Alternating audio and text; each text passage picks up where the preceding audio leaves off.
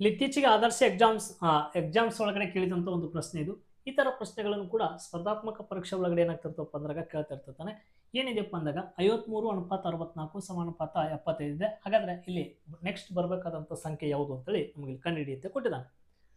ಹಾಗಾದ್ರೆ ಇಲ್ಲಿ options A ಒಳಗಡೆ 115, 98, 121, 144 ಐತೈತೆ. ಸಾಧ್ಯ ಆದಷ್ಟು ಎಲ್ಲರೂ ಆನ್ಸರ್ಸ್ನ ಕಮೆಂಟ್ ಬಾಕ್ಸ್ನಲ್ಲಿ ಕಮೆಂಟ್ ಮಾಡ್ರಿ. ನಿಮ್ಮ ವೇ ಒಳಗಡೆ ಮತ್ತೆ ಯಾವುದಾದ್ರೂ ಆನ್ಸರ್ಸ್ನ ಬರ್ತದ ಅಂತೇಳಿ. ಬಟ್ ಇದನ್ನ ನಾನು ಸರಿಯಾಗಿ ಅಬ್ಸರ್ವೇಷನ್ಸ್ನ ಮಾಡಿದಾಗ ಇದು ಏನು ಆಗಿರ್ಬೋದು ಅಂತೇಳಿ ನೋಡಿದಾಗ ಸರ್ ಇಲ್ಲಿ 64 ಐತಿ. 64 ಅನ್ನೋದಂತೂ ವರ್ಗ ಸಂಖ್ಯೆ ಹೌದು. ಇದು ಎಷ್ಟರ ವರ್ಗ? 8ರ ವರ್ಗ. 8 ಹೆಂಗೆ ಸೃಷ್ಟಿ ಆಯ್ತಪ್ಪ ಅಂತೇಳಿ ನೋಡಿದಾಗ ಇಲ್ಲಿ 5 3 53 ಅಂತೇಳಿ ನಾವು ಓದ್ತೀವಿ ಇದನ್ನು. ಬಟ್ ಇದನ್ನು ಸಪ್ರೇಟ್ ಆಗಿ ಬಿಡಿಸಿ 5 + 3 ಮಾಡಿದಾಗ ಎಷ್ಟು ಬರ್ತದೆ? 5 3 ಕೂಡಿಸಿದಾಗ 8 ಬರ್ತದೆ. ಆ 8ರ ವರ್ಗನೇ 64 ಇಲ್ಲಿ ಮ್ಯಾಚ್ ಆಗ್ತದೆ.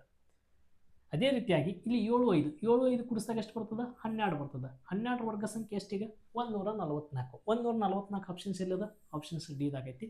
ಡಿ ಇದಕ್ಕೆ ಏನಾಗ್ತದಪ್ಪ ಅಂದಾಗ ಸರಿ ಉತ್ತರ ಆಗ್ತದೆ. ಈ ಥರ ಸಾಮ್ಯತೆಗೆ ಸಂಬಂಧಪಟ್ಟಂತ ನಿಮ್ಗೆ ಅನಾಲಜಿ ಅಂತ ಕೇಳ್ತೀವಿ. ಆ ಸಂಬಂಧಪಟ್ಟಂತ ಚಾಪ್ಟರ್ ಒಳಗಡೆ ಅಥವಾ ಅನುಪಾತ ಸಮಾನುಪಾತ ಚಾಪ್ಟರ್ ಸಂಬಂಧಪಟ್ಟಂತ ಈ ಥರ ಪ್ರಶ್ನೆಗಳು ಬರ್ತಿರ್ತಾವೆ. ಈ ಸ್ಪರ್ಧಾತ್ಮಕ ಪರೀಕ್ಷೆಗಳನ್ನು ಈ PC ಆಗಲಿ PSI RRB ಯಾವುದೇ ಒಂದು ಸ್ಪರ್ಧಾತ್ಮಕ ಪರೀಕ್ಷೆ ಒಳಗಡೆ ಮೆಂಟಲ್ ಅಬಿಲಿಟಿ ತುಂಬ ಇಂಪಾರ್ಟೆಂಟ್ ಒಂದು ಚಾಪ್ಟರ್ ಆಗ್ತದೆ. ಈ ಥರ ಪ್ರಶ್ನೆಗಳಿಗಾಗಿ ಪೇಜ್ನ ಫಾಲೋ ಮಾಡ್ಕೊಡ್ರಿ. ಸಾಕಷ್ಟು ಪ್ರಶ್ನೆಗಳನ್ನು ಏನು ಮಾಡ್ತೀನಪ್ಪ ಅಂದರೆ ಹೇಳಿರ್ತೀನಿ. ಧನ್ಯವಾದಗಳು ರೀ.